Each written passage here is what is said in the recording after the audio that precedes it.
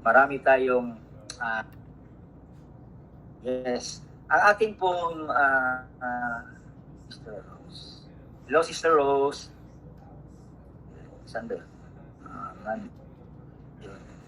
Ito po. Ang ating pong topic for tonight is to do and tadan.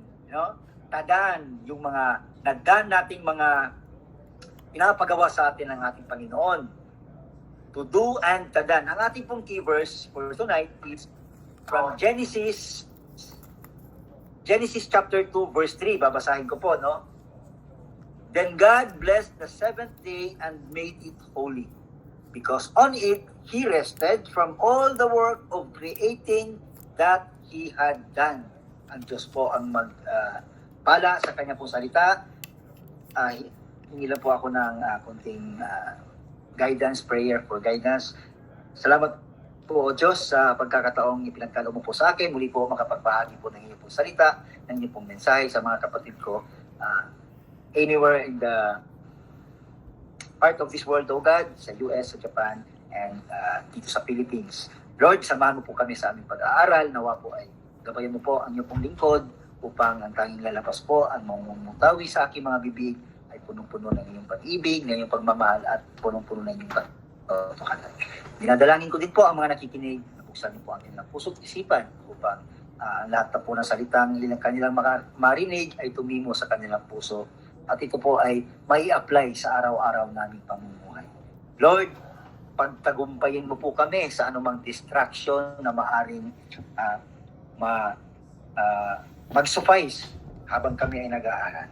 In Jesus' name we pray, Amen. Amen. So, yes, to do and tadan. No? To do and... Okay. Yeah. Buddy, okay bang audio?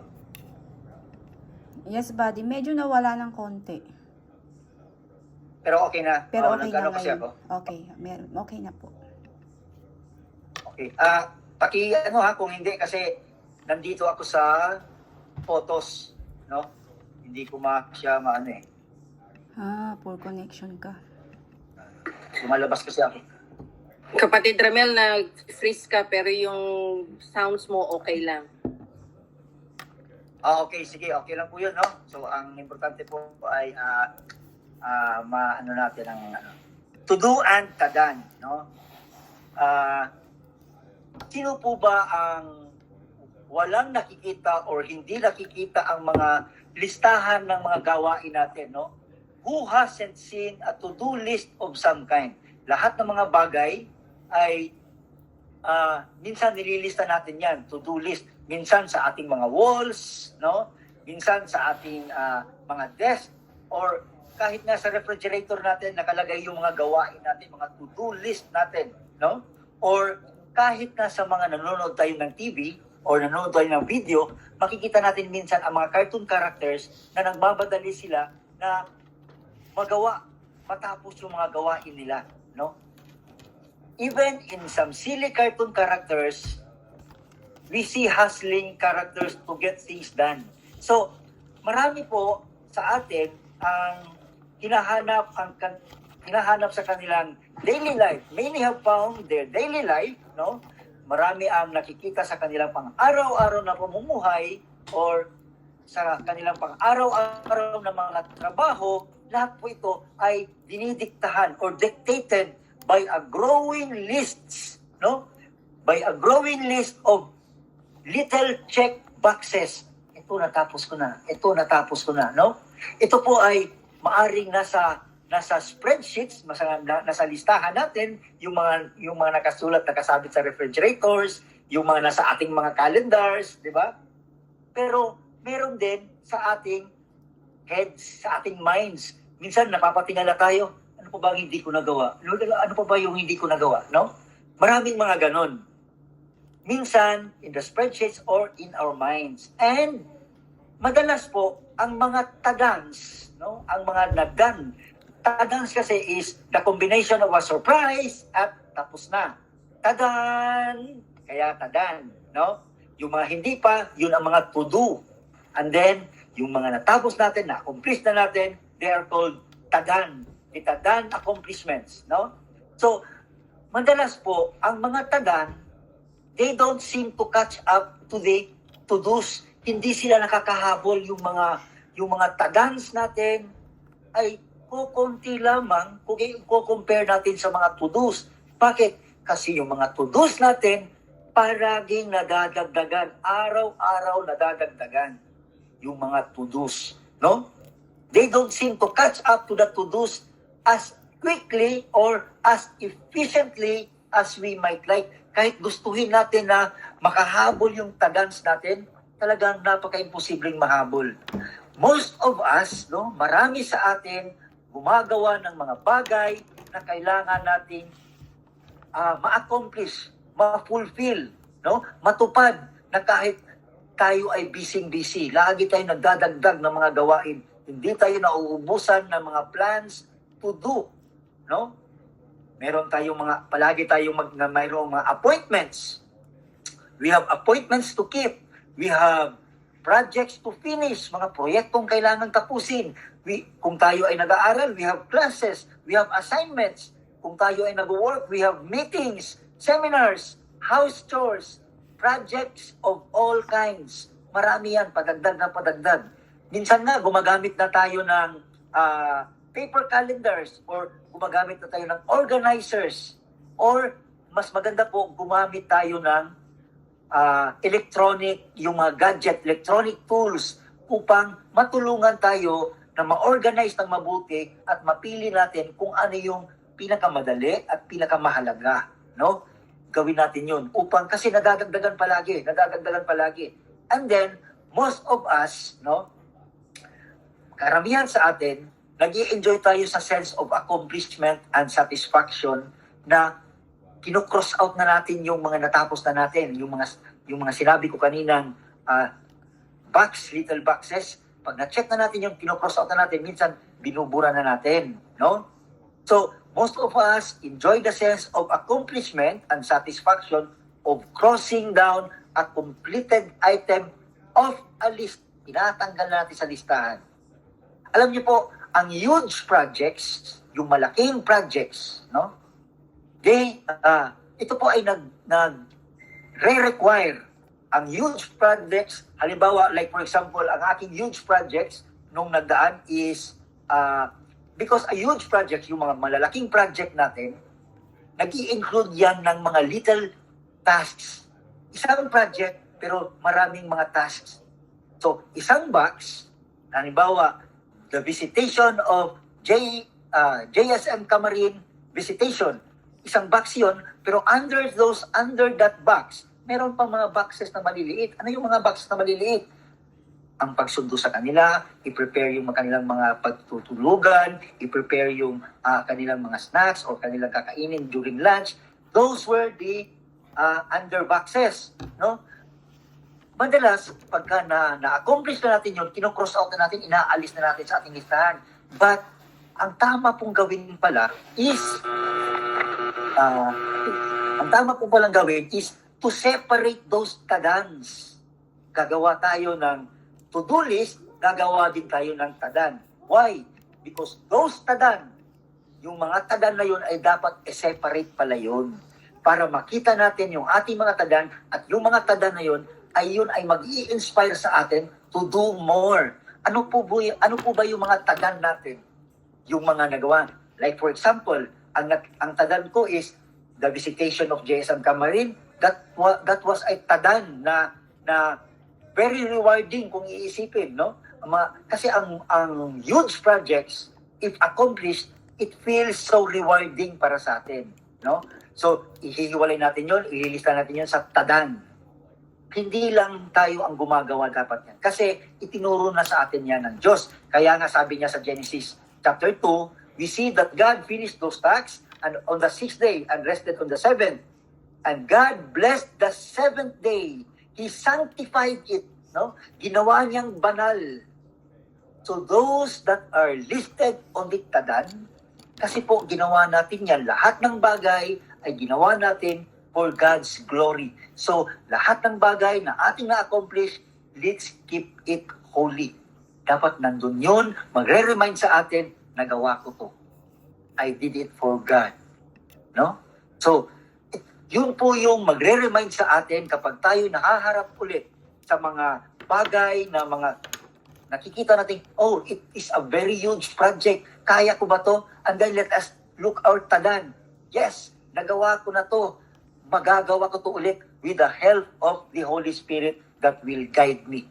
No? So most of us enjoy the sense of accomplishment at i-cross natin, huwag po natin gawin i-cross. Ililipat po natin siya ng listahan doon sa accomplished things with the help of God sa tadan. Yun po yung ating mga tadan.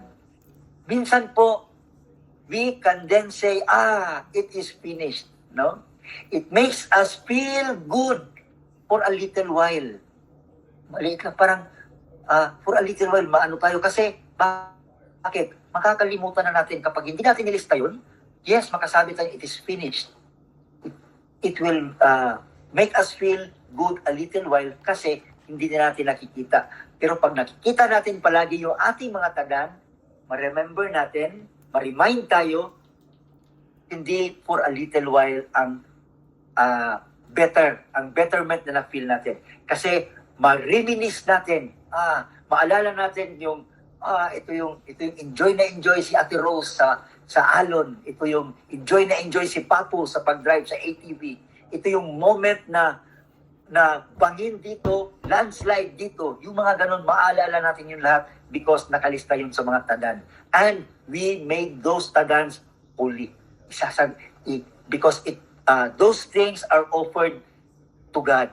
Lahat yun ay hininga na humingi tayo ng gabay upang ma-accomplish yun with the help of the Holy Spirit, guidance niya, patubay niya para gawin niya, magawa lahat yun at nung ma-accomplish yun, let us separate those tadans. Let it be a reminder for us na ito yung nagawa namin for God. No? So, it is so marvelous. Minsan masasabi natin, kapag hindi natin nilista yun, ang mga tadans, sabihin natin, maaari nating sabihin na kasi padami yung mga to-dos natin, no?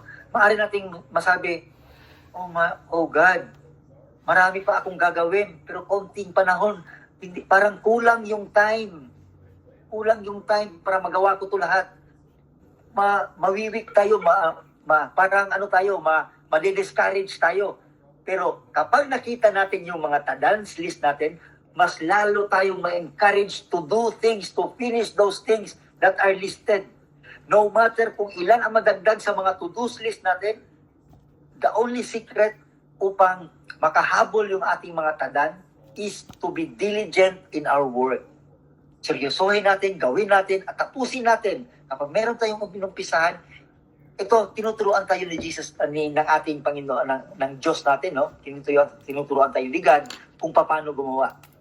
When He did those things, hindi siya tumigil hanggat hindi natapos. And on the 6th day, in God's day, on the 6th day, natapos niya lahat.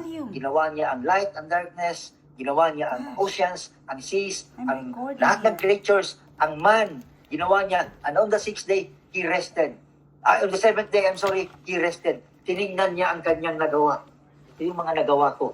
And He rested. No? He made the 7th day holy. Sapagkat nakita niya ang kanyang mga ginawa. Kagaya po sa atin, yun po ang ating gagawin din, no? It is so marvelous and inspiring to see what God has completed, no? Nakaka-inspire sa atin, ang Diyos natapos niya, pero piniwalay niya pala yung mga tadans niya. He sanctified those tadans, no? So, sabi pa nga niya, isa sa mga accomplishment ni God, no? God created, for instance, God created the heavens and the earth in the beginning. He said, nung una, let us make man in our image according to our likeness. So, ibig sabihin pala, pwede tayong magiging tadan ng ibang tao. Or, pwede tayong magkaroon ng tadan by mentoring other na magiging katulad natin. Like for example, I am a tadan of Ate Ana. I am a tadan of Ate Rose. Ako ay nagiging tadan ni Sister Ruby. Ako ay nagiging tadan ni Buddy, ni Sister Mary Grace.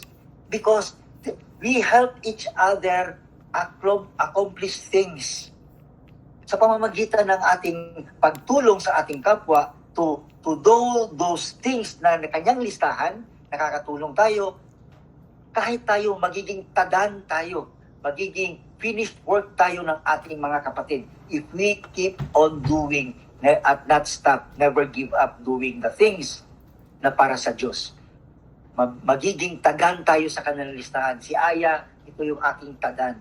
Sa list ni Buddy, si Aya, tadan. Ito yung nagawa niya. Ito yung nagawa namin ni Brother Aya, tadan. Keep those lists because those lists will inspire us, will encourage us to finish the work na pinapagawa sa atin ng Diyos, yung mga to-do lists natin. No? So, alam nyo, ang mga accomplishment ni God na napaka-inspiring is when God did great things by bringing the Israelites out of Egypt, yung sa Exodus 14:31, no? Yun po yun, mga accomplishment ni God na talagang nakakamangha, nakaka-inspire nating nagawin. Pero mga kapatid, ang pinaka-importanteng accomplishment ni God na nakompleto niya nung sinabi niya, it is finished, is yung kinompleto po ni Jesus Christ, yung God the Son. No? It was His act to save us from our sins. The Messiah was crucified, and as He was dying, nung malapit na siyang mamatay, He said, it is finished. And then, He bowed down His head, He gave up His spirit. A great task was completed for our salvation. That was a great tadan of God. No? It is finished. Yun po. No? And then, alam niyo po, si God meron siyang list. God's list and our list. No? Si God meron siyang listahan sa mga gagawin niya. Alam niya kung ano yung gagawin niya. Tinutupad niya yung mga gagawin niya. Alam natin na walang pinangako ang Diyos na hindi niya tutuparin. No? Tayo din, kagaya ng sinabi ko ngayon, ang dami nating to-do list. There are so many things. No? There are so many other things God has done that could be mentioned. Marami na maaari nating sabihin. But the Bible also shows that sinabi din sa Biblia kung ano pa yung mga gagawin pa ng Diyos. No? It is very inspiring, nakaka-inspire talaga na i-consider natin kung ano pa yung mga natitira gagawin ng Diyos kanino sa atin. Marami pa ang gagawin ng Diyos sa buhay natin, no? Unlike us, tayo, no, ang mga to-do list ni God kanino? Sa atin, sa iyo, sa ating lahat. Marami pang mga to-do list si God. Pero alam niyo po, ang kagandahan po ng Diyos kapag siya ang gumawa ng to-do list niya, yung mga task niya ay tinatapos ni God. Minsan nga lang matagal, minsan nga lang hindi gaanong hindi sa panahon na ginusto natin, but let us always think, no, dapat natin isipin na may layunin ang Diyos kung bakit niya hindi ibinibigay agad yung mga hinihingi natin, yung mga to-do list niya, meron siyang layunin kung bakit until now hindi niya pa binibigay sa atin, no? Maybe hindi niya pa tayo binibigyan ng kotse kasi wala pa tayong lisensya, no? Yung mga ganong example, di ba? So, unlike us, no? Tayo, we are frail, marupok tayo, madali tayo ma-discourage. Kapag yung to-do list natin is bukas magtuturo ako ng mga kids, and then kagaya, no? Like for example, ang to-do list natin is bukas I will teach the kids about I will read them a Bible story, and then kinabukasan pagpunta mo doon sa place, dumating na yung oras pero wala pa yung mga kids. 9:30 ang sabi, ang pinag-usapan, 10 o'clock na, wala pa rin yung mga kids. Minsan nag-give up na tayo, no? Pero nung pauwi ka na, masasalubong mo na sila, masayang-masaya, excited na excited, andyan pala sila. So kung nag-give up ka pala, kung umuwi ka pala, tapos yung daanan mo is hindi sila madadaanan, na-miss mo na yung opportunity to teach them. Huwag tayong mag-give up agad, no? Because maybe God is only testing us, testing our patience, no? Unlike us, we are very frail, madali tayong sumuko, no? We are prone to discouragement. But God guarantees what He will do. He says, sabi niya, indeed, I have spoken it. Sinabi ko ng gagawin ko.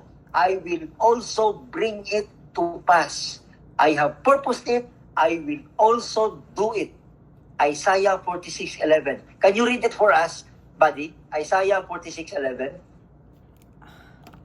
Yun ang kagandahan ng ating Diyos kapag sinabi niya, no? Indeed, I have spoken it.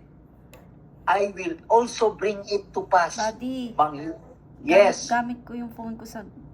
Okay, sige. Okay lang. It's okay, no? So ito na yun. Indeed, sabi niya sa Isaiah 46:11, indeed, I have spoken it. Sinabi ko na to. Sinabi ko na sa tayo. I will also bring it to pass. Papangyarihin ko kung ano yung sinabi ko sa iyo. No? I have purposed it. Nilalayon ko to. Kaya sinabi ko to because I have a purpose for it. And I will also do it. Gagawin ko to para sa iyo.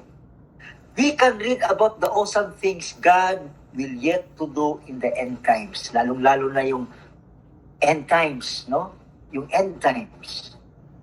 Especially when Jesus Christ returns to establish yung palaganapin niya na ang kingdom of God here on earth. Ano po yung mga to-do list ni God? Ito po yung mga to-do list ni God na paparating. When Jesus establishes His kingdom here on earth, ano pa mangyayari? Putting an end to war. No? Putting an end to crime. Wala nang krimen, wala nang hunger, wala na yung mga nagpapahirap sa atin. Aalisin na yun ng Diyos. Diseases, sakit, yung homelessness, mawawalan na yun. Drug addiction, aalisin na yun. Catastrophe of all kinds. Lindol, bagyo, tsunami, aalisin na yun. Even Satan, mawawala na yun pagkadating na sa ma-establish na yung kingdom ni God. But Satan, ito po yung tandaan natin, Satan, the evil ruler of this present world, will be deposed and will be imprisoned pagdating ng araw na yun. Wala nang magte-tempt sa atin, wala nang magtutukso sa atin, no? And ang ignorance and false knowledge, yung mga tinuturong hindi tama, yung mga false prophets, yung ating ignorance, mawawala na yun. All of those things will be replaced by truth. Lahat ng ating maririnig na puro na katotohanan, wala nang manloloko, aalisin na yung lahat ng Diyos. Yan yung mga to-do list niya na makukonsider natin na pwede natin i-claim na tadan. Kung tayo man ngayon ay may dinaramdam, kapag tayo ay nananatili, kapatid, kapag tayo ay nananatili at tayo ay nananampalataya, nananatili tayo, pinapalakas natin ang ating pakikipagrelasyon sa Diyos, darating ang tadan na mawawala na yung sickness na yan. Kung tayo ay depressed, if we are so depressed, if we are so worried about things, darating ang time kapag patuloy po tayo na nakikiisa kay Kristo, tatagan for that thing will come. Magiging tagan na yan sa listahan mo. I have overcome my depression. I have overcome my worries. I have overcome my weakness. Yan ang magiging listahan natin sa ating mga tagans. No? So, God will fill the earth. No? Pupunuin na ng Diyos ang mundo ng knowledge sa kanyang pamamaraan. Ang ating mga karunungan ay punong-puno kung ano yung kaparaanan ng Diyos. These to-dos, no? Yung mga to-dos natin, lahat ng to-dos natin will then become a tadans. Lahat ng ating hinihiling, kapag patuloy tayo, yung mga to-dos natin, gaano man yan karami, kapag tayo ay faithfully serving God, hindi natin yan maiiwan na hindi natin natatapos. No?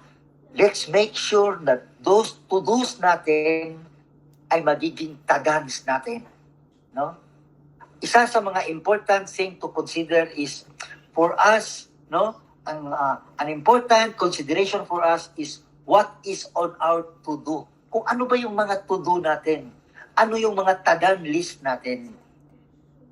Tayo ba talaga ay sumusunod? Are we following Jesus Christ obediently? Tama po ang sinabi ni Sister Jen. Nung marinig niya ang topic, to do ang tadan, it will involve obedience. Ito po yung tanong. Are we following Jesus Christ obediently? Will He be able to say to us, well done, good and faithful servant. You were faithful over a few things. I will make you a ruler over many things. Enter into the joy of your Lord. No? Matthew 25:21 and 23. Kaya po, maa-accomplish natin ang lahat ng ating to-do list kapag tayo ay sumunod sa utos ng ating Panginoon. Wala pong imposible. Kahit gaano isang dipa pa yan, hahabol ang ating mga tadans niyan. Dagdag ng dagdag ang ating to-dos, dagdag ng dagdag yan, kapag tayo ay sumusunod, kahit tayo ay patuloy na nakikiisa sa ating Panginoon, hahabol ang ating tadan. Isang dipa din yung tadans natin. Why? Because we diligently do what God asked us to do. Kaya yun po. The fulfillment, no? The fulfillment of many prophecies, no? The fulfillment of many prophecies concerning the last days, concerning the end times, natatanaw na po natin yung mga sinasabi nila ng mga prophets, yung mga prophecies patungkol sa katapusan ng mundo. Di ba? May nakikita na tayong mga global warming, no? Ang claim natin is hindi na katulad ng dati. Yung mga signs of the end times nakikita natin, yung mga warring nations, ang kaguluhan nandiyan na, no? Marami na tayong nakikita mga signs of the end times. Ibig sabihin, the last days, the end times is on the horizon already. Tanaw na natin. Alam na nating paparating na. So, bakit hindi pa natin gawin ang mga bagay na pinapagawa ng Diyos sa atin? No? The fulfillment of the prophecies concerning the last days, concerning the end times, is already on the horizon. At alam niyo po, the good thing is, God will accomplish His stated tasks. Yung mga sinabi niyang gagawin niya, i-accomplish ni God yun. Magtiwala lang tayo. And it will be added yung mga sinabi ng Diyos, no? God will accomplish His stated tasks. Yung mga sinabi niya, i-accomplish na yun. At lahat ng yun ay isusulat na doon sa tadan list. Yun po ang kagandahan doon. No? Because kung ano yung sinabi ng Diyos na gagawin niya, maniwala po kayo, gagawin at gagawin niya yan, huwag lamang po tayong bumitaw. Marami pong salamat, magandang gabi, nawa po ay may natutunan tayo patungkol sa gawain at ang mga nagawa. Amen. God bless.